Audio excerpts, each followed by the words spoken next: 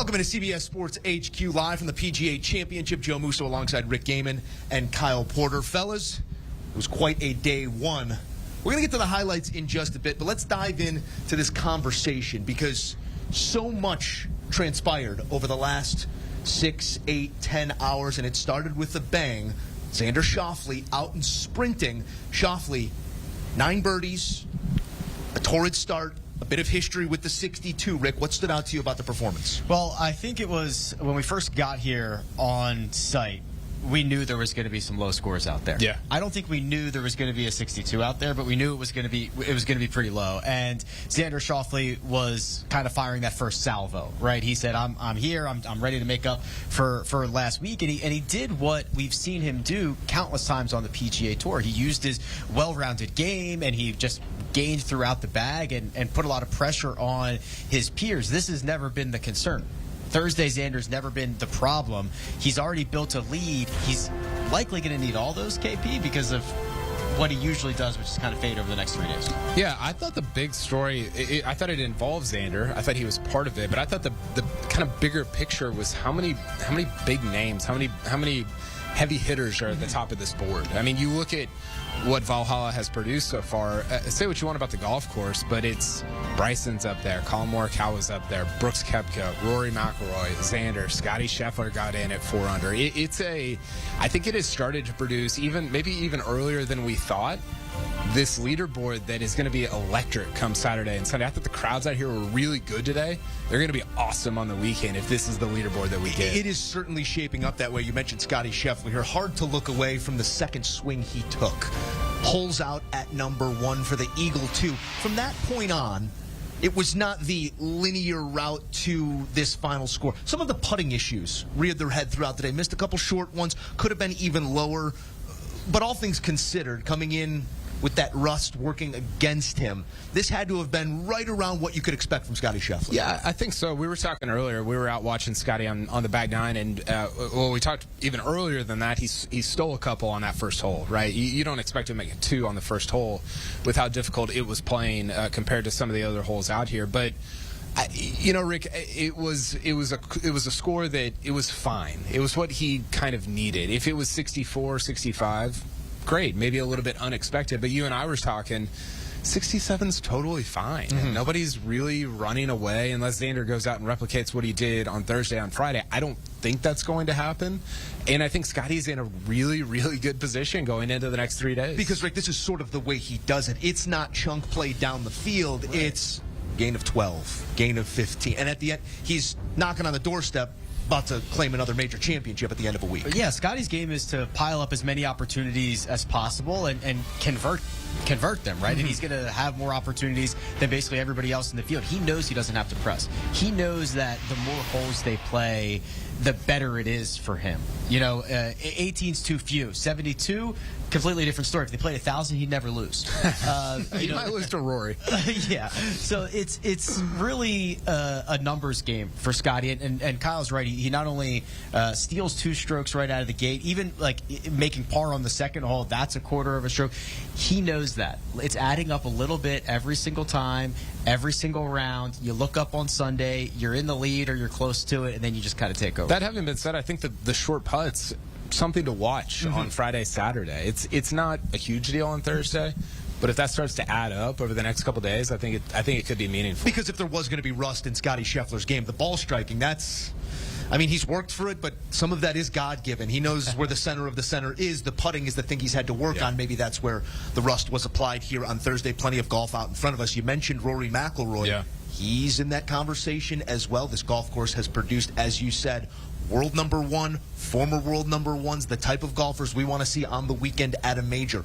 Rory's round, it was not the normal Rory round. The weapon that we know well, that driver, was actually the thing working against him on this day. Yeah, it was. It was a really interesting round from Rory. I think if you would have told me at the beginning of the day that Rory would finish outside the top 100 in strokes gained off the tee, I would have said, he's in trouble of missing the cut.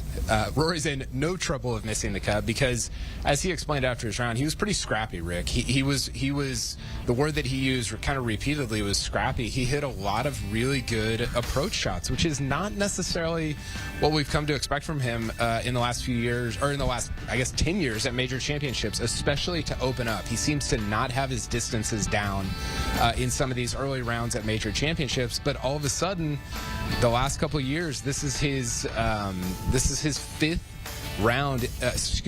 opening round in the 60s over the last couple of years at major championships. So he's really, I think, kind of improved his overall game at majors over the last 2 or 3 years. This was a professional round. Yeah. You know, when you don't have your best weapon as a golfer, that's very scary. If you're usually a great putter and you can't make anything, you can start pressing. If you're usually great with your irons and you can't hit the green, you usually start pressing. Rory McIlroy's weapon is, of course, the longest club in his bag. That's the driver, and he was all over the yard. You know, lost a stroke off the tee, something that he rarely does, and he didn't press. He just kind of leaned into the other aspects of his game, took advantage of the par fives, took advantage of some of the easier scoring opportunities, and carded a score that is perfect, considering he's probably going to bounce back again on Friday. You know I love First Cut Podcast Trivia. First Cut Podcast Trivia time.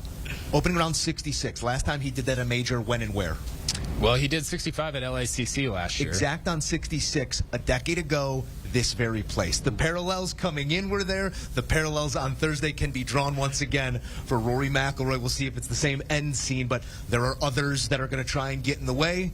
Man who loves to keep his hands on the Wanamaker, Brooks Koepka, also had himself an opening round, plotted his way through this round, came up with the eagle at the par 5 7th, I believe. This was the type of stuff you expect to see from Brooks Koepka. This was my favorite round of the day. This is the one that I was most impressed with. Not only because it was Brooks trying to further etch his name in history, and like you mentioned, Joe, you got to pry the Wanamaker out of his cold, dead hands at this point. And this could have gone a couple of ways early. He was not making any putts. He was just putting a bunch of pars on the card. He's watching Xander Schauffele go very deep and set a pace. This could have been an opportunity for a less experienced golfer, a less confident golfer, a less patient golfer to try to force something. And when you try to force something in a major championship venue, you can get in trouble. He did not do any of that. He remains patient. He hits an unbelievable shot into the seventh, converts the eagle putt, follows it up immediately with a birdie on 8, and all of a sudden you look up and Brooks Koepka's 4 under par and right in the mix. Well, it reminded me a little bit of last year at Oak Hill, right, where he kind of lingered back. He didn't push at Oak Hill until the second round, really. Started a little bit earlier this year at the end of the first round, and he really preached afterwards. He preached patience. You know, he said all day, I'm trying to be patient. I'm talking to my caddy. He's preaching patience. And somebody said, are you naturally patient? And he goes, God, no. I have to almost like tell myself hole by hole at these major championships. And I think one thing that's underrated, it takes a certain humility to hit away from pins, to not go at every pin, especially on a soft golf course like this. I think Brooks's humility to not try to go at every pin at a major is really kind of been underrated over the last few years. We saw this course create some frustration within some of the best in the world.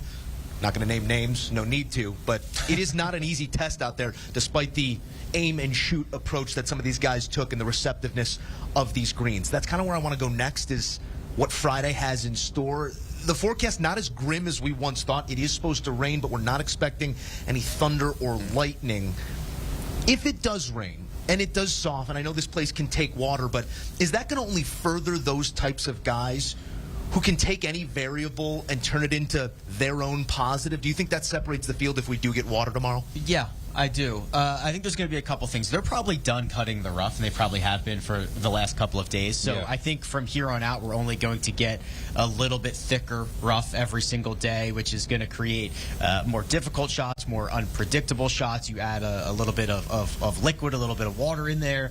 That gets between the ball and the club face. That can cause issues, and it'll, of course, Joe, to your point, make the course longer. So, yeah, I do think it narrows, especially because you mentioned it, KP, the board that's developing. Yeah.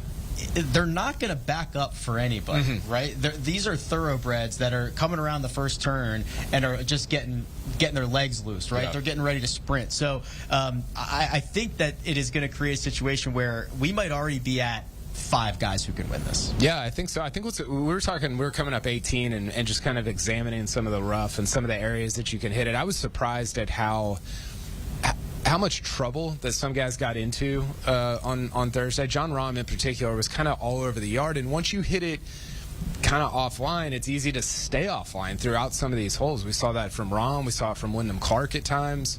We saw several guys they're plotting their way around, but it's in the wrong spots. It's not plotting your way around very well. I think what's really interesting, though, again, talking about that rough, we were talking about how reading your lie is a skill.